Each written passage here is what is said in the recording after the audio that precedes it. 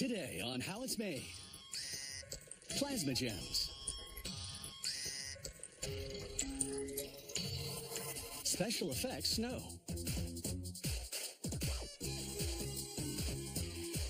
And piano restoration.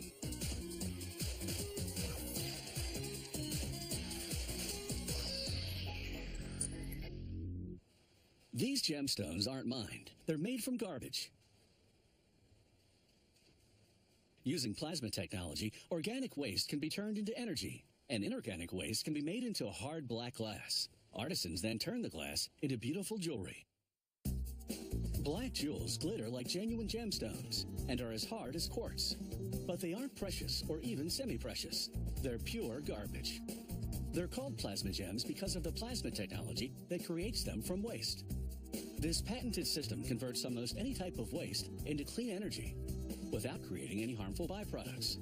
The process produces two useful materials: energy and a hard black glass that artisans can cut into gemstones. The process begins by shredding waste and placing it into the system's plasma reactor. Inside the reactor, two electrodes generate an electrically conductive gas.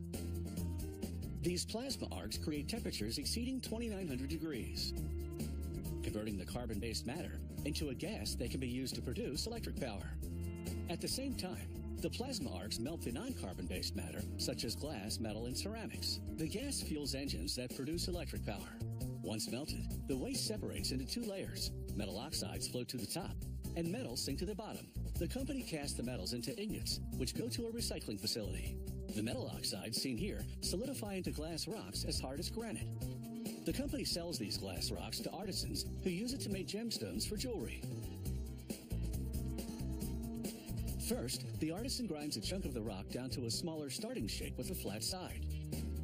Then she glues on a brass dowel called a dopstick. She activates the glue with the UV light. She returns to the grinding wheel to further reduce the size of the stone and round it as much as possible. Then she mounts the dopstick on a faceting machine. She presses the stone against an abrasive disc called a lap to file down the diameter. The lap surface is made of diamond dust. It's the only material strong enough to cut through hard black glass.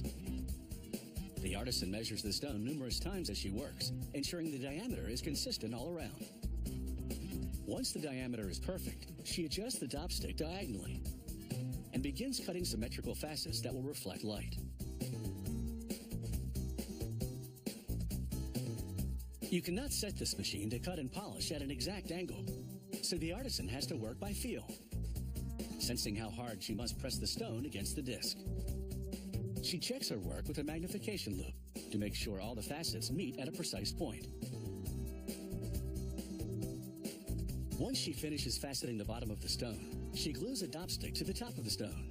Then she removes the first dopstick by softening the glue with a propane torch. Now the artisan begins faceting the top of the stone called the crown. Once the sides are faceted, she flattens the pointed top, forming what's called the table. She repositions the dopstick horizontally to polish a flat edge around the middle called the girdle. She removes the dopstick and cleans off any glue residue with acetone. She carefully centers the stone in a sterling silver pendant. The pendant is being held upright in a wad of shellac. She uses a prong pusher to bend the prongs securely over the girdle, then rounds off and softens the prongs with a file. To remove the pendant, she softens the shellac over a flame, then submerges the pendant in acetone to remove any shellac residue. On the hardness scale used in gemology, plasma gems are equivalent to many varieties of quartz. Not bad for garbage that would otherwise be in a landfill.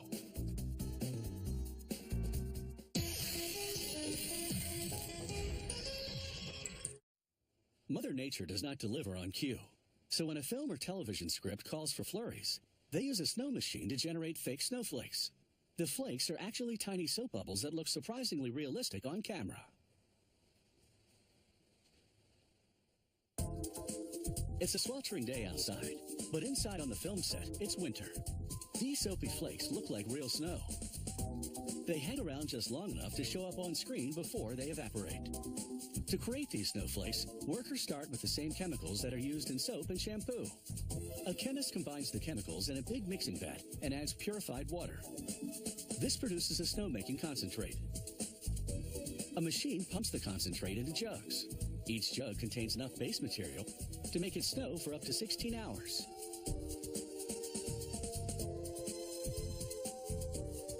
Now work begins on the snowmaking machine. A worker drills holes into the back of the snowhead, using a template as a guide. He threads plastic tubing and wires through the front part of the snowhead. The wires are for a blower, and the tubing will be used to deliver the snow solution. He applies silicone caulking around the rim and places the blower in the cavity. This blower will introduce air to mix with the snow solution. The caulking acts as a sealant to keep the air from escaping.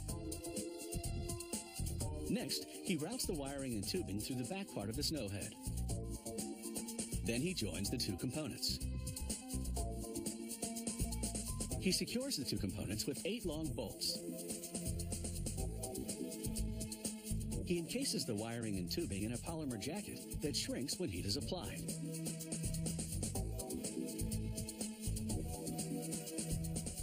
Next, a worker carves a hole in the center of a pre-manufactured blower guard. He inserts the snowhead in the hole so that the blower guard surrounds the back. He ties the wiring and snow solution tubing to the guard. Next, he maps out screw holes and drills them into a big fan that will blow the fake snow around. He screws in brackets that will be used to hang the machine high above a movie set. He installs a metal guard in the front of the fan and attaches more brackets to the side. These brackets act as a holder for the snow solution pump. Now he assembles the snowhead unit to the fan. He ties the snow solution hose to the snowhead nozzle using wires. He flattens the wires to the nozzle and covers them with vinyl tape. He fits a specially designed fabric sock over the nozzle.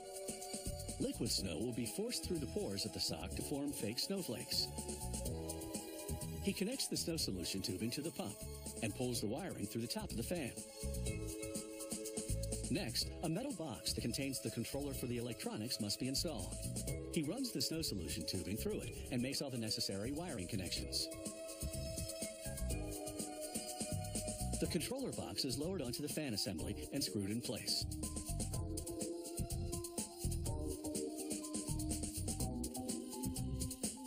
He installs a weight on the end of the snow solution tubing.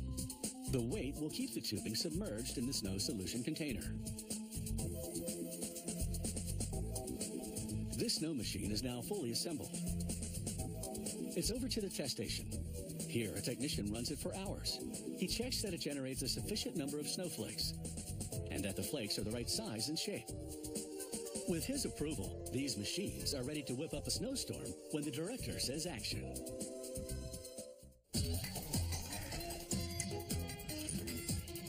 Regular maintenance is required to ensure its longevity. But even with proper care, a piano deteriorates with age. This is where a talented team of specialists come in to restore a piano to its former glory.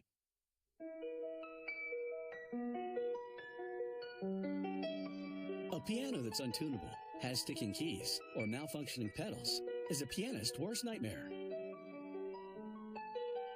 These problems are quite common in older pianos, and the only cure is through a major restoration. After decades of use, wood, leather, and wool felt components naturally deteriorate. Metal pins develop cavities, screws rust, dust and dirt inhibit moving parts. An old piano may require anything from minor touch-ups to a complete rebuild. It takes up to 2 days just to take apart the piano. This component, called the action, is the heart of the instrument. It has thousands of parts, including 88 piano keys and the felt-covered hammers the keys activate. Behind the action is the damper action. The damper stops the strings from vibrating, ending the piano note. The restorers begin removing the dampers.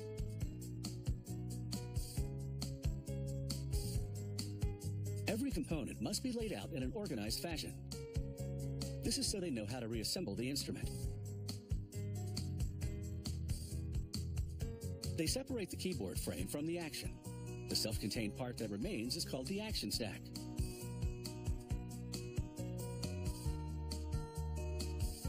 Like the dampers, the other wooden parts of the action stack deteriorate with age. The felts are usually worn and everything's caked in dust. The restorers replace these components with custom-made replicas. After cleaning and polishing the ornate brass structure, they begin reassembling the action stack. Next, the restorers remove and discard any worn parts on the keyboard. They clean the wood thoroughly and install replacement parts as needed. The black keys are made of ebony wood. They can be refinished to look brand new. Older white keys are covered with ivory, which is no longer used. So instead, they install new synthetic coverings made of white acrylic or a similar material. The steel and copper piano strings have rusted, tarnished, and fatigued with age. The tuning pins can no longer maintain the tension on the strings.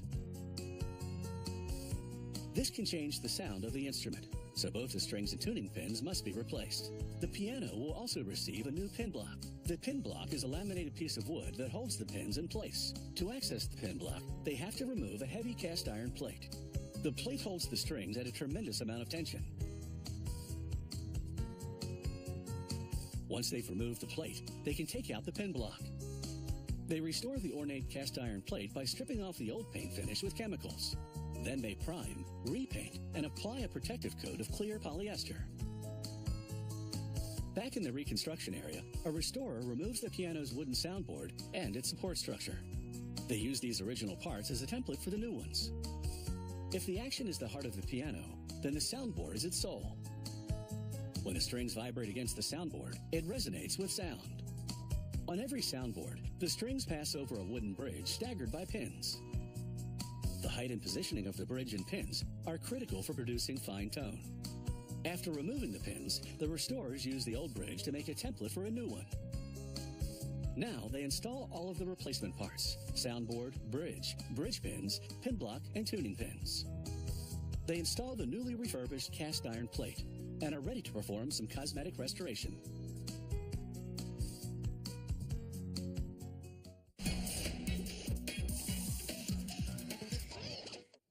A piano's wooden cabinet or case is constructed from hardwood. To give the piano the look of fine furniture, the surface is covered in a thin layer of fancier wood, such as mahogany, rosewood, or walnut.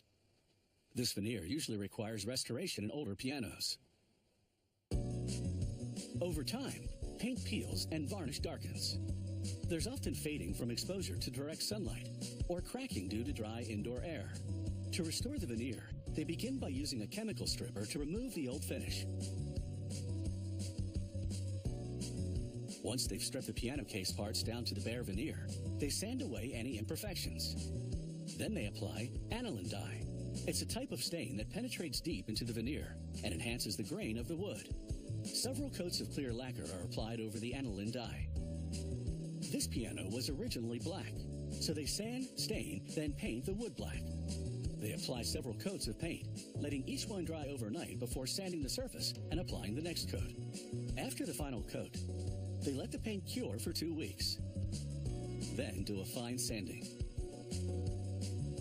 To make the painted surface glossy, they use a high-speed buffer and a series of progressively finer polishing compounds. This is a slow and painstaking process. It takes 2 or 3 days to complete work on a concert grand piano like this. With the 20-plus parts of the case now refinished, the restorers are now ready to reassemble the piano. They start by hooking the looped end of each new string onto a hitch pin.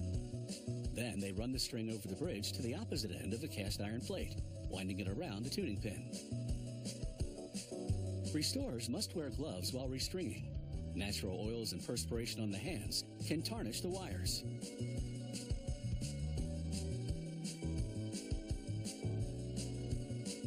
Next, they install the refurbished dampers.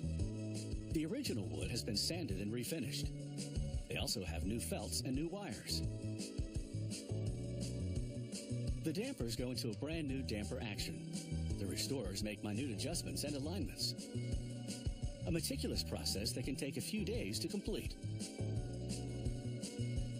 But that's nothing compared to regulating the larger and more complex action, which can take several weeks. They make more than a dozen precision adjustments to each of the 88 notes.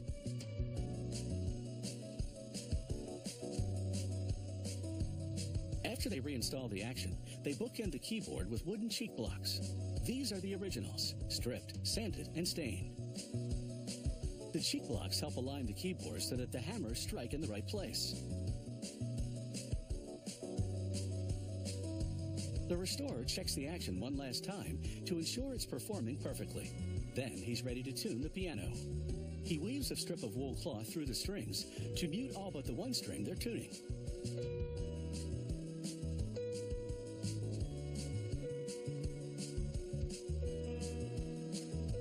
Once he's tuned all the strings, the inner workings of the piano are as good as new. Restorers finish reassembling the piano case and give it a final dusting. Except for the legs, all of the piano case parts have a solid wood core, covered in a newly restored veneer. This veneer isn't just for aesthetics. It prevents the wood core from expanding and contracting with changes in humidity.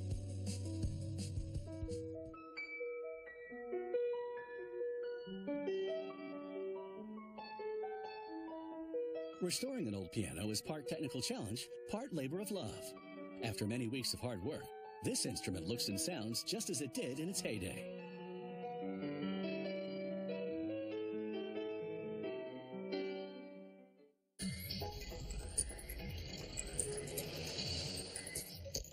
If you have any comments about the show, or if you'd like to suggest topics for future shows, drop us a line at sciencechannel.com/how it's made.